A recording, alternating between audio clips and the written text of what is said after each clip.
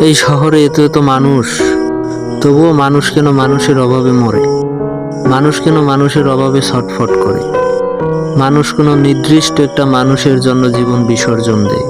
কেনই বা তার জন্য কাঁদে? কেনই বা তার জন্য কেঁদে কেঁদে চোখ ভাসায় অমৃত পর্যন্ত? আসলে মানুষের যখন কোনো নির্দিষ্ট মানুষের প্রতি মায়া হয়ে যায়, তখন ওই মানুষটা ছাড়া আস্ত একটা পৃথিবী শূন্য মনে হয়। নির্দিষ্ট মানুষটা ছাড়া একটা দিনও এক বছরের মতো মনে হয়। কারণ যাকে মন একবার ভালোবেসে আপন ভাবে, তার অভাবটা অন্য কাউকে দিয়ে পূরণ হয় না।